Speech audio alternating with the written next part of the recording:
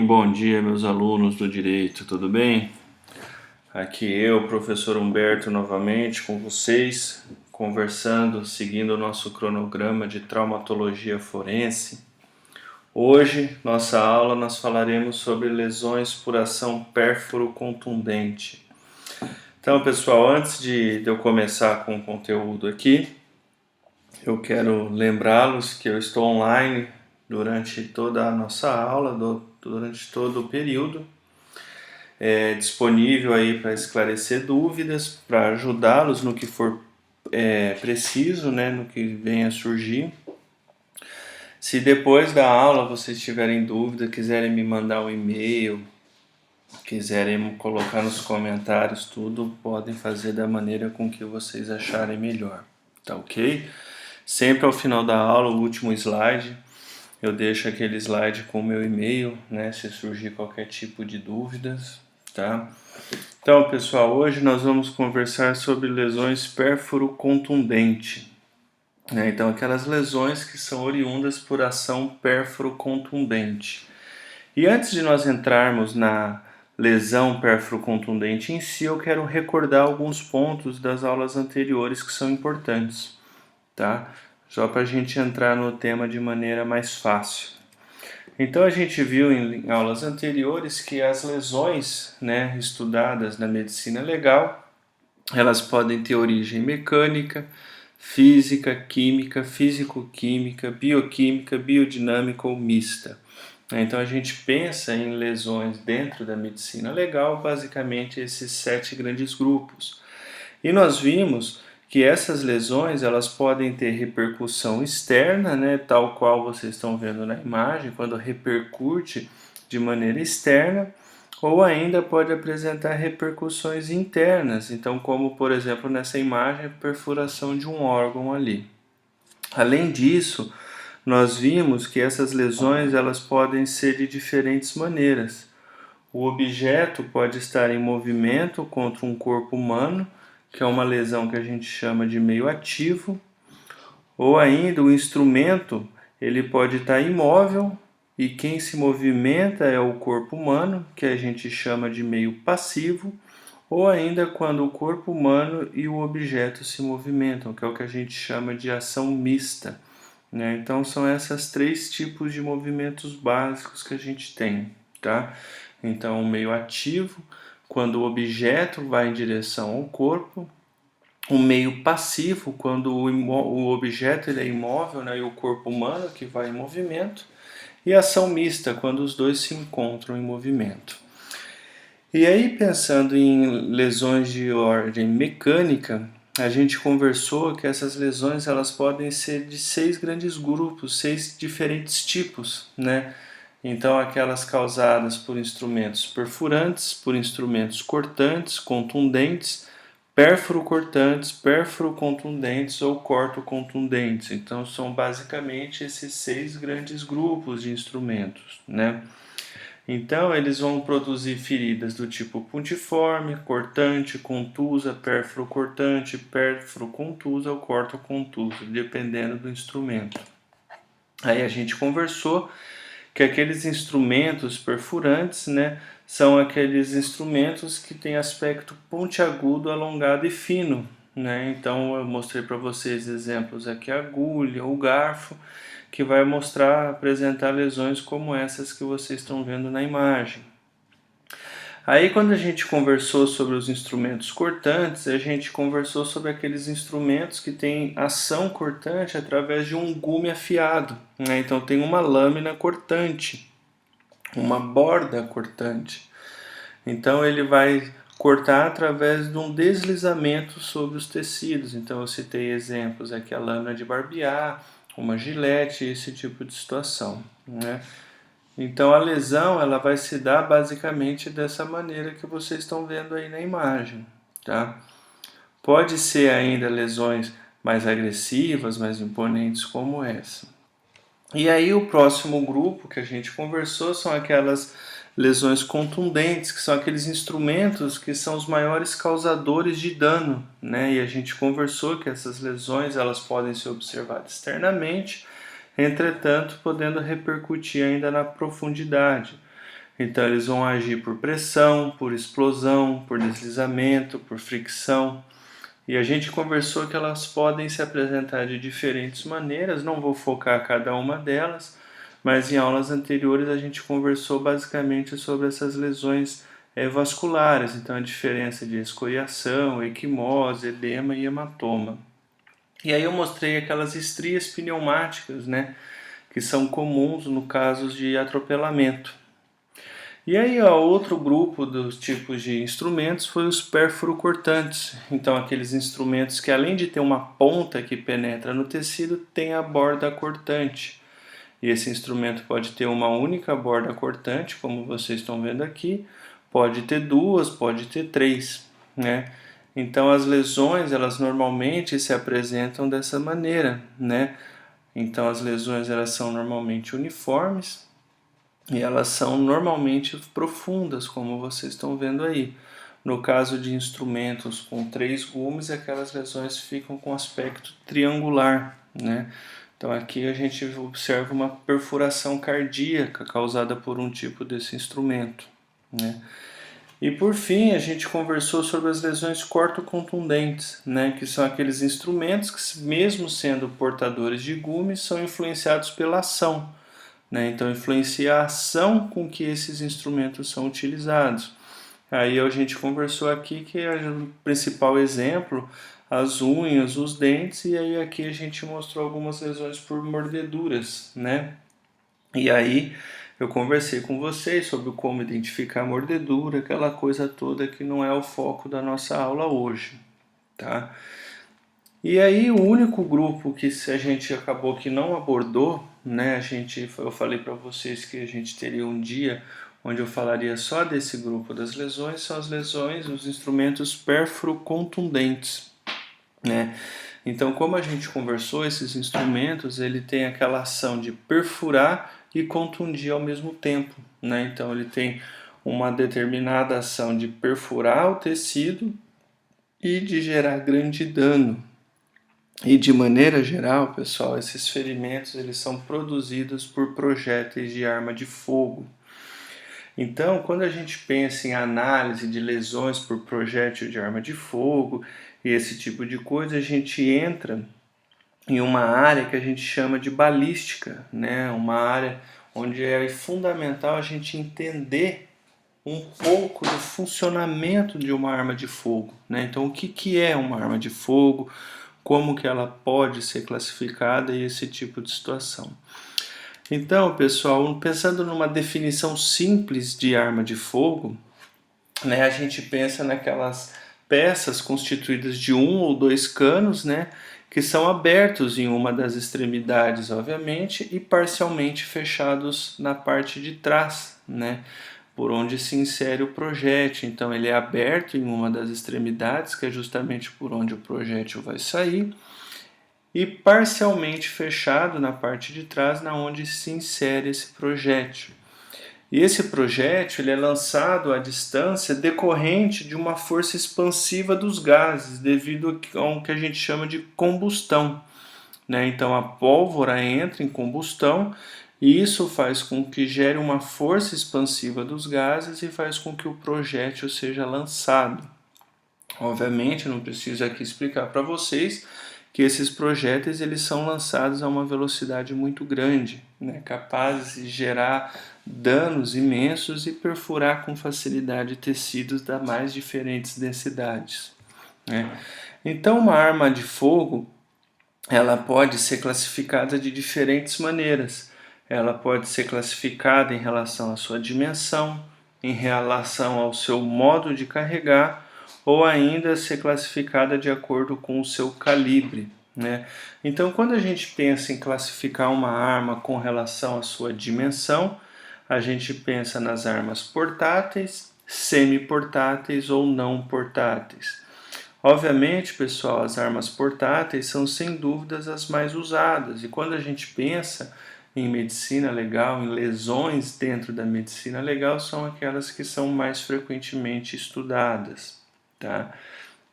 Quando a gente pensa em classificar em relação ao modo de carregar, nós temos aquelas armas que elas têm um modo de carregar do tipo anticarga ou através do tipo de retrocarga. Então, quando a gente pensa em anticarga, são aquelas que são carregadas pela boca da arma, né? Enquanto que retrocarga, a munição ela é colocada na parte posterior do cano, né? Ou no pente ou no tambor. Então, quando carregada diretamente pela boca, a gente classifica ela como anticarga, e a arma de carregamento do tipo retrocarga, quando a gente insere a munição pela parte posterior do cano. E a gente pode ainda, pessoal, classificar em relação ao calibre, né? Então, ao calibre, como vocês bem sabem, se baseia basicamente no tipo de munição, né? Então, ou pelo peso do projétil, ou ainda pela medida de extensão desse projétil. Então, algumas escolas, alguns países gostam da classificação pelo peso e outros pela sua extensão. Tá? Então, esse é um tipo de classificação pelo calibre. Então, quais são as partes, né, o que compõe uma munição de uma arma de fogo? Então, basicamente, pessoal, quando a gente pensa numa munição como essa aqui, nós temos 5 partes diferentes. O projétil, que é aquela parte normalmente mais pontiaguda, aquela parte mais anterior da bala, é o que a gente chama de verdadeiro instrumento pérfuro contundente. E essa parte ela é normalmente constituída de chumbo. Então é essa aquela parte que vai de fato adentrar nos tecidos da vítima. Nós temos o que a gente chama de estojo ou cápsula. O estojo ou cápsula é aquele receptáculo de latão ou papelão, né, que tem a forma cilíndrica. Então é basicamente o receptáculo que envolve toda essa estrutura. A terceira parte é o que a gente chama de bucha, né? Então é um disco, né, de feltro que vai separar basicamente a pólvora do projétil. Então essa parte da pólvora, da carga da bala do projétil é separado por um disco. E esse disco a gente chama de bucha. E a pólvora, por sua vez, é a substância que explode, né? Então é aquela substância que explode pela combustão. E por fim nós temos uma peça importante que a gente chama de espoleta, que é aquela parte do cartucho que vai inflamar a carga. Então é essa parte mais posterior que vai inflamar e vai gerar combustão, vai gerar a explosão da pólvora. Então basicamente é essa sequência, esses são os componentes de um projétil, tá? E aí, como eu falei, pessoal, é impossível a gente falar de medicina legal, de lesões de arma de fogo, sem a gente citar uma área importante que a gente chama de balística forense, né? Quando a gente pensa em balística forense, a gente pensa em uma disciplina que é integrante da criminalística, né? Então é uma parte importante da área de criminalística. É uma área que vai estudar basicamente as armas de fogo, a sua munição e os seus efeitos. E essa disciplina, pessoal, que compõe, né, como parte integrante da criminalística, ela pode ser dividida em 3 grandes grupos, né? Então a balística forense, ela pode ser dividida em 3 grandes partes. A que a gente chama de balística interna, balística externa e balística dos efeitos. Quando a gente pensa em balística interna, a gente pensa basicamente naquela área da criminalística que estuda o funcionamento das armas, então a estrutura, o mecanismo de funcionamento das armas. Quando a gente conversa sobre balística externa, é basicamente o trajeto e trajetória do projétil, enquanto que a balística dos efeitos, como o próprio nome diz, avalia os efeitos causados pelo projétil, né? O famoso ricochete, os impactos e as lesões. Obviamente, aqui, para nós, dentro da disciplina de medicina legal, dentro do que é interesse nosso para a nossa disciplina, nós vamos estudar a balística dos efeitos mais a fundo. Então, a gente vai avaliar os impactos, as lesões, né? Então, aqui a gente vai avaliar quais são as características do efeito de entrada de um projétil no corpo, as características de um ferimento de saída, né? O ferimento de entrada, por sua vez, será que ele é igual um tiro a curta distância, de um tiro a longa distância, ou ainda de um tiro encostado, né? Então, todas essas diferenciações a gente vai abordar hoje, tá? Novamente, para nossa aula, eu cito de novo o site do professor Malthus Galvão, tá? Então é um site muito bacana, novamente, para quem tem interesse na área, para quem gostou da disciplina, é um site que eu acho muito válido, tá? Então vamos entrar, pessoal, na área que a gente chama de balística dos efeitos, né? Então, como eu falei, dentro da balística forense a gente divide em balística interna, balística externa e balística dos efeitos. A balística interna se baseia basicamente no funcionamento das armas, enquanto que a balística externa no trajeto e trajetória do projétil. E a balística dos efeitos, obviamente, vai avaliar os efeitos causados. Quando a gente pensa em trajeto e trajetória de um projétil, pessoal, isso é uma diferença interessante, né? Trajeto se baseia no caminho percorrido pelo projétil dentro do corpo, tá? Então, quando ele penetra no corpo da vítima até a sua saída, se houver, né, um ferimento de saída, a gente chama de trajeto. Entretanto, aquele caminho percorrido do projétil, dele sair da arma até entrar no corpo da vítima, a gente chama de trajetória. Então, isso é um ponto também que eu acho importante a gente diferenciar. Obviamente, quando a gente pensa em trajeto, né, então ao caminho que a bala, que o projétil percorre dentro de um corpo da vítima, isso vai depender muito das estruturas por onde o projétil passou, né? Então, será que foi uma linha reta?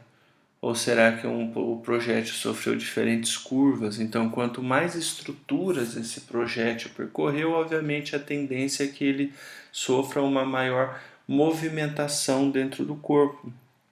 Uma outra característica que influencia muito é em relação à potência da arma, a potência do projétil em si, né? Então, quanto mais forte, mais potente, maior velocidade tem a arma, mais fácil o projétil vai percorrer as estruturas, né? Então, mesmo que atinja estruturas ósseas, estruturas densas, a tendência é que esse projétil siga um caminho linha reta, o mais próximo possível de uma linha reta, tá? Então vamos falar agora, pessoal, da balística dos efeitos. Vamos entrar nas características dos efeitos causados pelos projéteis. E aqui a gente pensa basicamente nos ferimentos de entrada e de saída e analisa ainda os danos causados durante o trajeto, né? Durante o caminho que o projétil percorreu dentro do corpo, tá? Então a balística dos efeitos aborda essas três áreas. Então eu vou falar um pouco com vocês sobre as características dos ferimentos de entrada, né, do projétil, um pouco das características clínicas do ferimento de saída e além disso a gente vai conversar um pouco sobre o trajeto, tá? Então quando a gente pensa em ferimento de entrada com um projétil de arma de fogo, a gente pensa em algumas características que diferenciam se o tiro foi feito a curta distância, ou se o tiro foi à distância, uma distância razoável, ou se foi um tiro encostado com a arma diretamente encostada no corpo da vítima. Ah, professor, mas é possível diferenciar a distância, mensurar através das lesões que causa? Muitas vezes sim, tá?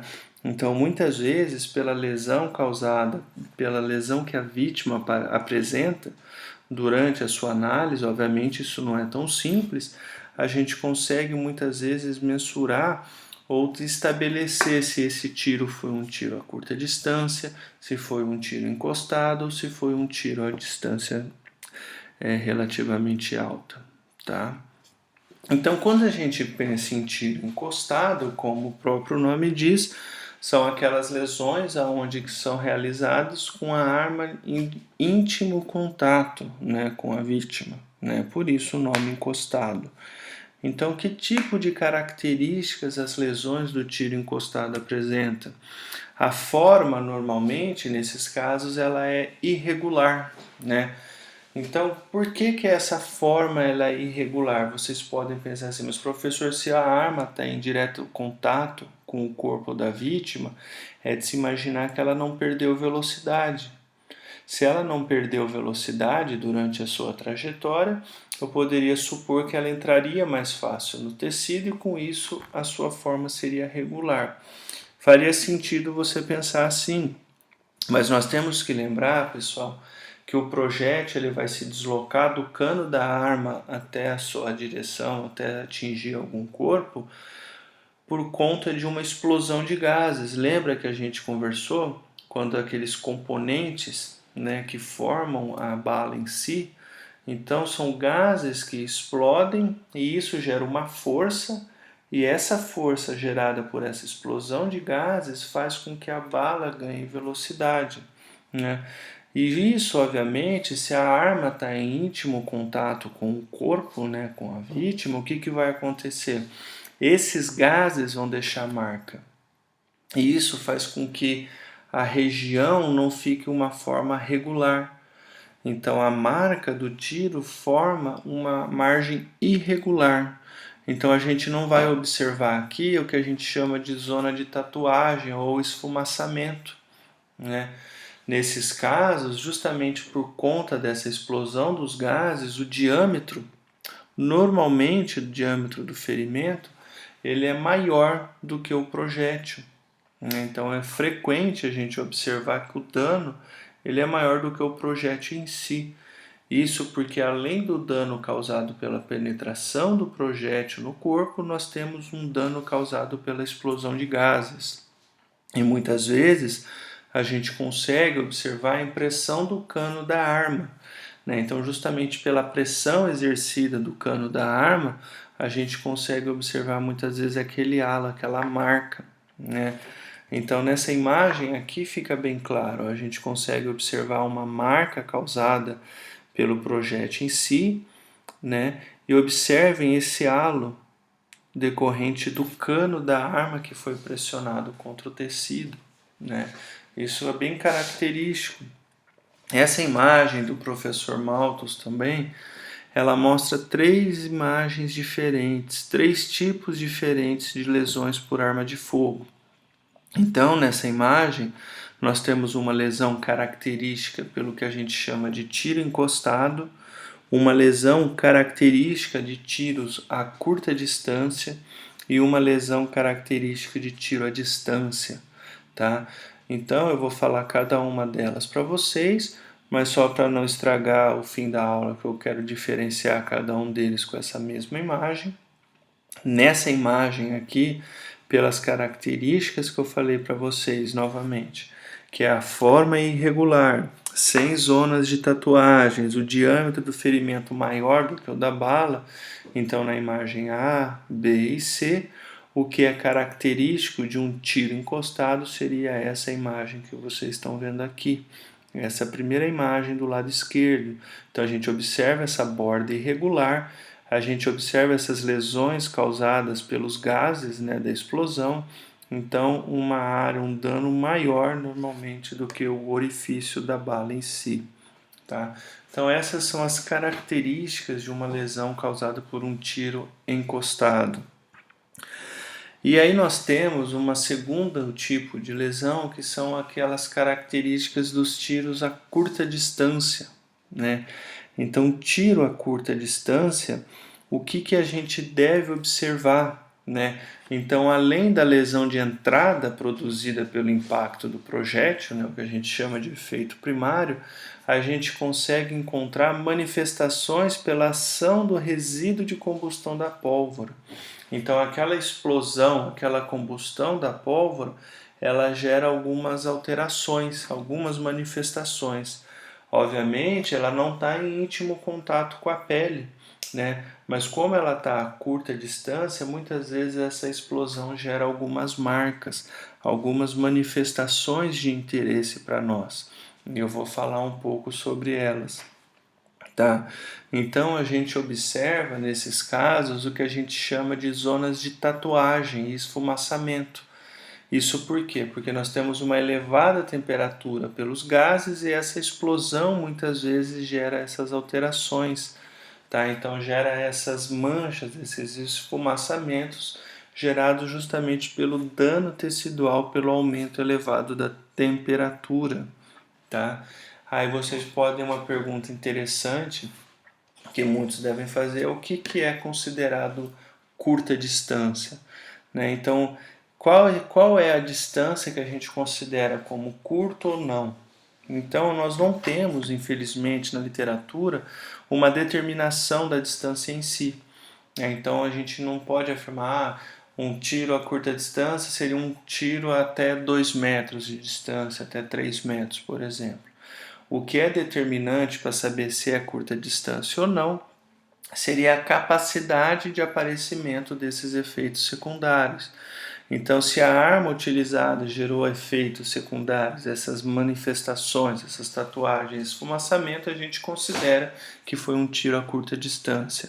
Se a arma utilizada não foi desse tipo, obviamente, não deixou essas marcas, a gente não considera que foi um tiro a curta distância, tá?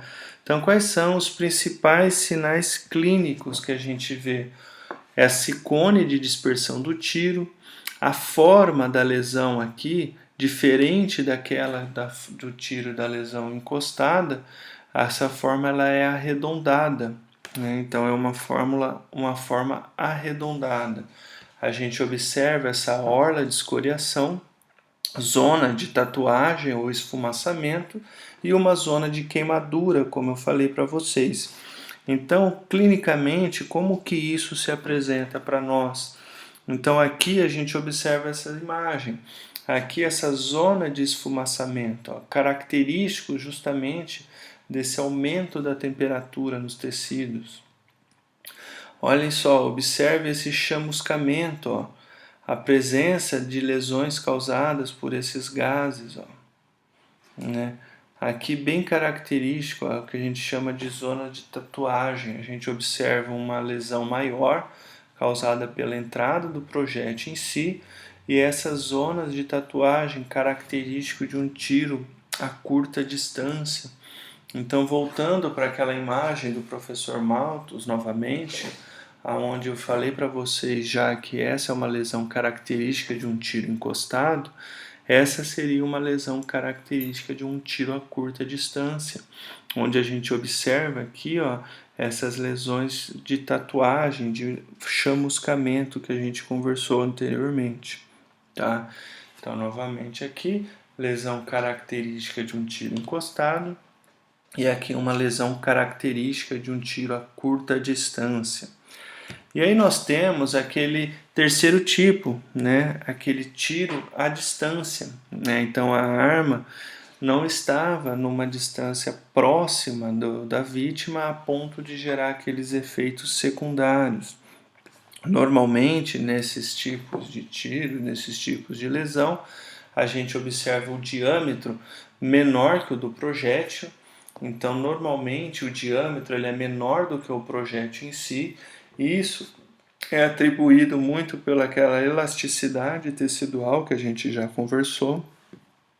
A forma, normalmente, ela é arredondada ou elíptica, e aquelas bordas do tecido elas são reviradas para dentro, né? E a gente consegue observar ainda aquela orla de escoriação. Então aqui, ó, a gente observa justamente isso, aquela orla de escoriação, a borda do tecido, observa que ela está revirada para dentro, né? E a forma normalmente arredondada, regular ou elíptica, tá? Então, normalmente, esse é um aspecto de a lesão de um tiro à distância, tá? Então, novamente, recordando aquela imagem, a gente observa justamente isso, ó, um tiro encostado, tiro a curta distância, e aqui há um tiro à distância, onde a gente observa a borda virada para dentro, normalmente irregular, com um diâmetro menor do que o projétil, sem a presença daquelas manchas, daquelas tatuagens que a gente conversou anteriormente. Tá? Então essas são as principais características do ferimento de entrada. Né? Então quando a gente pensa na entrada do projétil no corpo, a gente pensa basicamente nessas características. Entretanto, muitas vezes o projétil, durante o seu trajeto pelo corpo, muitas vezes ele gera um ferimento de saída. Muitas vezes o projétil não fica retido dentro da vítima. Então, muitas vezes nós temos um ferimento de saída. E esse ferimento de saída ele é um pouco diferente do ferimento de entrada. Né? Então, apesar de ser o mesmo projétil caminhando, né, durante o tecido, o ferimento de saída normalmente ele apresenta uma forma irregular. Né? Isso por quê? Porque durante a passagem, o trajeto do corpo, do projétil pelo corpo, aquela resistência encontrada pelos diferentes planos, pelos diferentes tecidos, muitas vezes faz com que o projétil tenha uma forma irregular. Né? E isso faz com que a sua forma de saída, o seu ferimento de saída seja também irregular. Obviamente que aquelas armas de alto calibre, armas de alto impacto, gera ferimentos de saída muito grandes. Né? Os ferimentos de saída, as bordas, elas são reviradas para fora. Então, diferente do ferimento de entrada, onde aquelas bordas elas são reviradas para dentro, no ferimento de saída as bordas são reviradas para fora. Uma outra característica interessante é a presença de grande sangramento. Então, o sangramento normalmente ele é maior no ferimento de saída do que no ferimento de entrada. Isso por quê?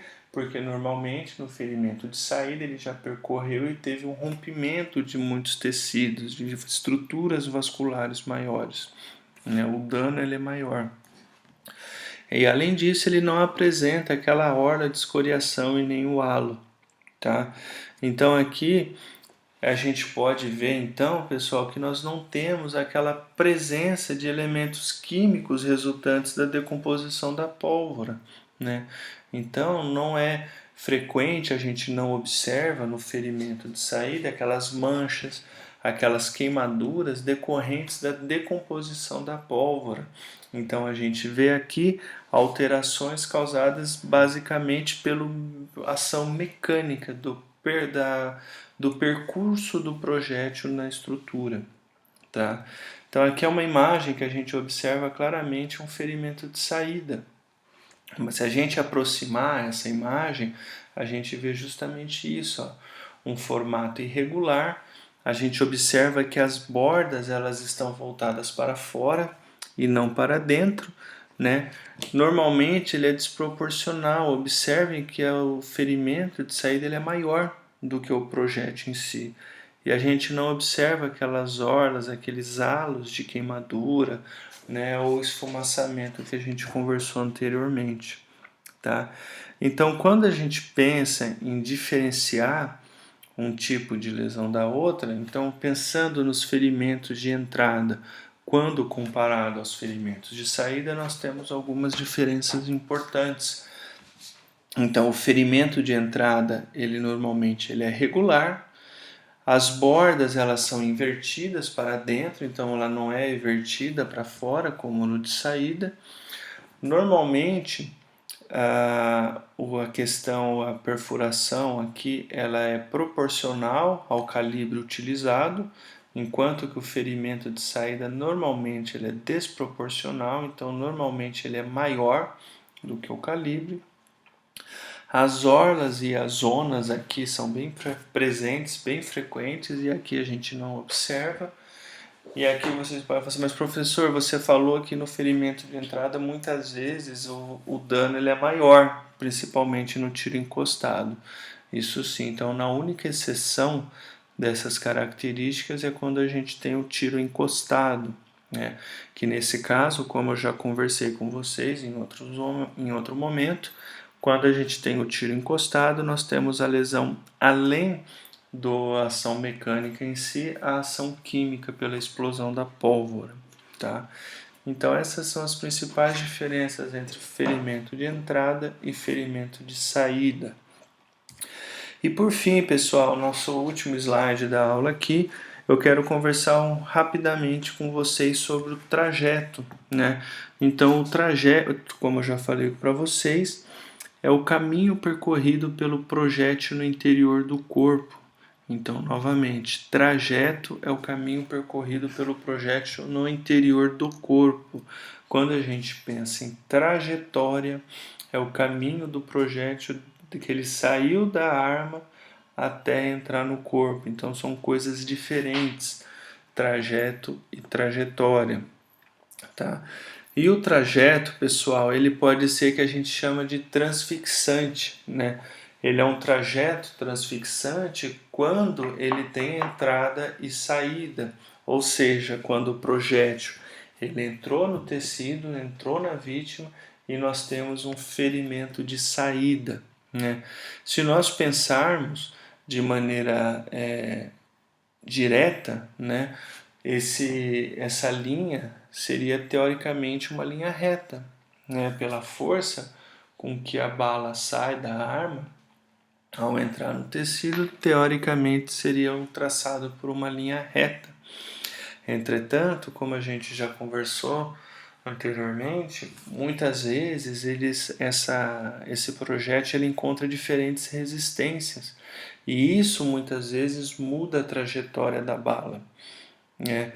Então, muitas vezes ele encontra estruturas ósseas, estruturas musculares, diferentes densidades que faz com que o projétil mude um pouco a sua trajetória. Então, essa linha nem sempre é uma linha reta. E a gente pode lembrar ainda que muitas vezes o trajeto ele é não transfixante. Isso quer dizer o quê? Isso quer dizer que muitas vezes o projétil ele pode caminhar dentro do tecido, dentro do corpo, né, e não ter um orifício de saída. Isso quer dizer o quê? Que ele está retido ali dentro do corpo. E essa retenção pode ser em diferentes locais, nos locais mais inusitados. Muitas vezes até pode cair esse projétil dentro da circulação, né? Então, é muito frequente, como eu falei, dependendo das estruturas atingidas, apresentar curvas importantes, tá? Então, pessoal, esse era basicamente a nossa aula de hoje, onde a gente conversou um pouco sobre as lesões pérfuro-contundentes, né? Como eu já conversei com vocês, esse é um tópico que tem muito o que falar, né? Então, são diferentes características, você deve imaginar a quantidade monstruosa de armas que a gente tem, de projéteis, esse tipo de coisa, tá? Eu tentei trazer de maneira resumida, da maneira que ficasse o mais fácil possível para vocês. Eu ainda tenho a ideia de convidar aquele colega que eu falei para vocês de balística, né, para conversar um pouco com vocês dessa questão da balística em si, mais especificamente um pouco sobre as armas, né, então as diferentes características de cada arma. Eu espero que tenha sido proveitoso. Reforço que eu estou aqui para esclarecer dúvidas, tá? Então peço para que vocês não fiquem com dúvidas, me perguntem. Eu vou mandar o questionário, inclusive eu fiquei de mandar um maior número de questões, né, da aula anterior, e eu vejo se eu farei isso hoje também, tá? O questionário, eu quero que vocês tentem responder para auxiliar no processo de aprendizagem, e vocês não precisam me enviar por hora. Como eu falei, quando eu pedir, vocês me enviem, isso vai ser só lá quando nós retornarmos às atividades presenciais, tá? Depois deixem o retorno ali para mim no nosso chat ali, para saber se vocês gostaram, se está ficando bom dessa maneira, tá? Um abraço a todos e até a semana que vem, pessoal.